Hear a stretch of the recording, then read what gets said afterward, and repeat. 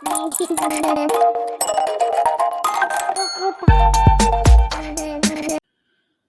Everyone, इस video में बात कर लेते हैं एनएचपीसी लिमिटेड की। क्विकली एनालिसिस देख लेते हैं। चैनल को लाइक एंड सब्सक्राइब करना मत भूलिएगा।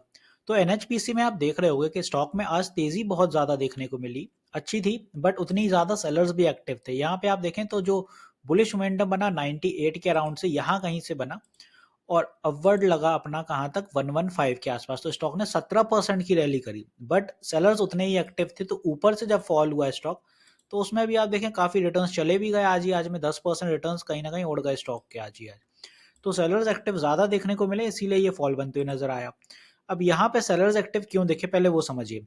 115 के आसपास सेलिंग यहाँ देखने को मिली और इतने एक्टिव थे सेलर्स के स्टॉक को गिरा के लेके आए कहाँ तक, यहाँ तक 1103। अब एक आप एक सिंपल समझिए, वन डे टीएफ का ये चार्ट है और जब इसने रैली करना शुरू करी स्टॉक ने तो यहाँ कहीं से करी 18 जनवरी से। और 18 जनवरी से अभी तक कितने रिटर्न्स निकाल दिए? 18 डेज में 68% के रिटर्न्स। तो ये मालूम जो आज हुआ है ये क्या, ये है पैनिक। क्योंकि जब कोई भी स्टॉक 60-70% रिटर्न्स निकाल दे बहुत तेजी से तो एक पुलबैक बनता है और वो मेजर पुलबैक यहाँ देखने को मिला। लोगों का अंदाजा था कि 100 के आसपास निकल जाएगा तब ठीक है, बट और ज्यादा बायर्स आए, एक्टिव हुए, तो ऊपर से सेलर्स भी एक्टिव हो गए। उनका यही सीन था कि स्टॉक में अब एक पुलबैक नेसेसरी है। अगर आप 1 आवर टीएफ पे देखें इस स्टॉक को तो मेजर पुलबैक देखने को मिल रहा है वहां पे। और वहां पे आप देखें तो ट्रेंड लाइंस भी अब नीचे की दिशा कर रही हैं। कहीं ना कहीं आप इंडिकेटर भी देखेंगे तो आपको क्लैरिटी वहां से देखने को मिल जाएगी। आरएसआई लगा लीजिए, एमएससीडी लगा लीजिए, तो 1 आवर टीएफ पे एक मेजर पुलबैक बन चुका है और अब ये पुलबैक कहीं ना कहीं बन सकता है क्योंकि स्टॉक बहुत तेजी से भाग रहा था। अगर आप इस लेवल से भी स्टॉक को पकड़ें, जब स्टॉक ने यहाँ ब्रेकआउट दिया ट्रेंड लाइन का तो भी स्टॉक ने 40% के रिटर्न बहुत जल्दी निकाल दिए। इसी वजह से मैं बोल रहा हूँ कि अब थोड़ी सावधानी बरतिए एनएचपीसी में। बहुत तेजी से रिटर्न्स आए इसीलिए अभी स्टॉक थोड़ा साइडवेज होगा, डेफिनेटली होगा। Same is happening with NFL, national fertiliser.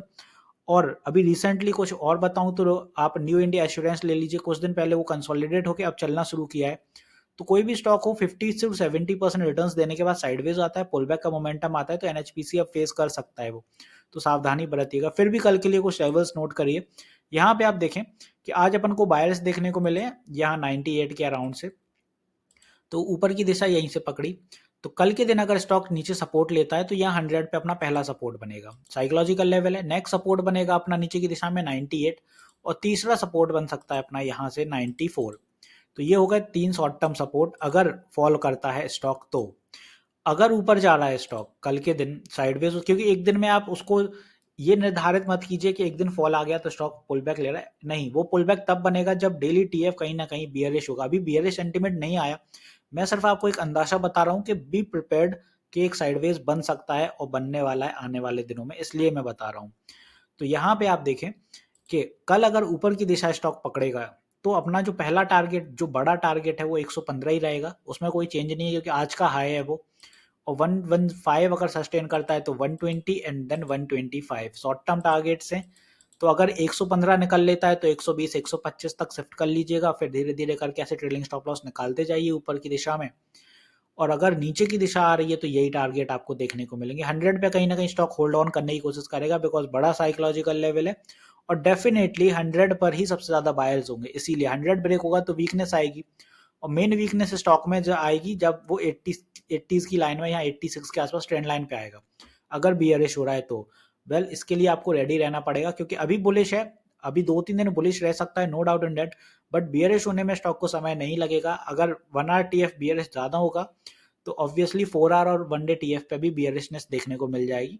फिर वो पैनिक सेलिंग आ जाती है, जहां से स्टॉक में 100 का लेवल ब्रेक हुआ, 90s का ब्रेक हुआ तो ऑब्वियसली फिर आदमी सेल ऑफ करना शुरू कर देता है और पैनिक सेलिंग में फिर एक स्टॉप लॉस हंटिंग नीचे की दिशा में होने लगेगी और फिर बड़ी तेजी से नीचे आता है, फिर कहीं ना कहीं यहाँ कहीं सपोर्ट लेगा स्टॉक। तो होपफुली अब एनएचपीसी आपको क्लियर है, ऊपर की ये अपने टारगेट्स हैं एज अ रेजिस्टेंस या नीचे ये अपने सपोर्ट हो गए। तो वीडियो यहीं तक रखते हैं, मिलते हैं नेक्स्ट वीडियो में। This is me Shubham Yadav signing off.